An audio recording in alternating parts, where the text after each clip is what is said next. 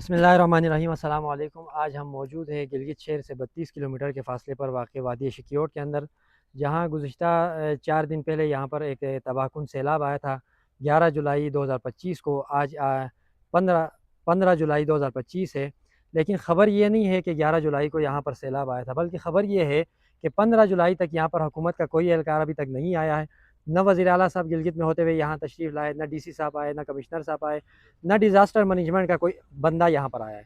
हत्ता कि disaster management ने अभी तक अपना एक एक्सकेवेटर भी यहाँ पर नहीं भेजा, और बताया ये जा रहा है कि यहाँ पर जो वाटर सप्लाई का जो निज़ाम है वो पूरा तो दरहम बरहम हो चुका है, और अभी तक उसको बहाल कराने के लिए भी किसी किस्म के कोई इक़दाम नहीं उठाए गए हैं। यहाँ इस वक्त जमीयत उलमा इस्लाम का वफ़द इस इलाके की विज़िट के लिए आया है, यहाँ पर लोगों की अशक-शोई के लिए यहाँ पर मौजूद है।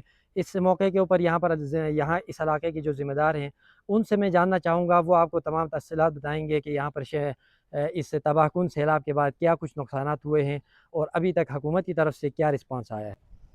मैं अपनी तरफ से और मुतासरीन सैलाब की तरफ से जमीयत उलमा इस्लाम का बहुत शुक्रगुज़ार हूँ कि उनकी एक तवन्ना आवाज़ है जो है हुक्मरानों तक पहुँचाएँगे।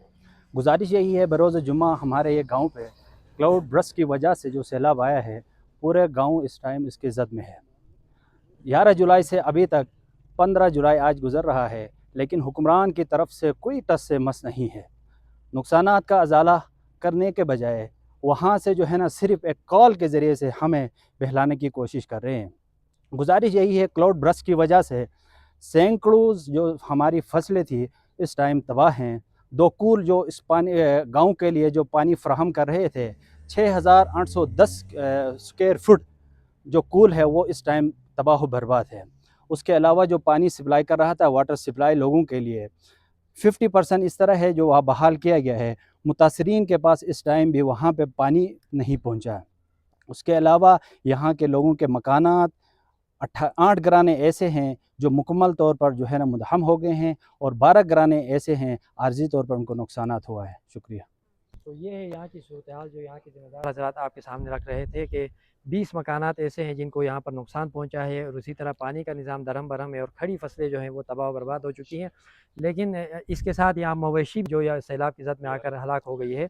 तो यहाँ पर इस तमाम तर सूरत हाल के बावजूद हकूमती एहलकारों का यहाँ अभी तक न आना एक सवालिया निशान है हुकूमत की कारकर्दगी पर, और इसी तरह डिज़ास्टर मैनेजमेंट की कारकर्दगी पर यह एक बहुत बड़ा सवालिया निशान है, जो ये महकमा बनाया इसीलिए गया था कि इस किस्म की कुदरती आफ़ात के मौके के ऊपर वो यहाँ पर लोगों के आके मामलात को हल करेंगे। लेकिन अभी तक ऐसा कोई इक़दाम यहाँ पर नहीं किया गया, जो इंतहाई अफसोसनाक अमल है। और यहाँ पर जो मुतासरीन हैं उनका ये कहना है कि अगर हुकूमत की तरफ से यही रवैया रहा तो बामर मजबूरी उनको एहतजाज की तरफ जाना पड़ सकता है। बेहतर यही है कि एहतजाज की तरफ जाए बगैर इनके जो मामलात हैं, इनके जो मुतालबात हैं, उनको फ़ौरी तौर पर हल करने की ज़रूरत है। हुकाम बाला से हमारी ये दरख्वास्त होगी कि इन मामलात को फ़ौरी तौर पर हल करें, वरना जमीयत उलमा इस्लाम गिलगित शहर के अंदर इनके हर किस्म के एहतजाज को सपोर्ट करेगी।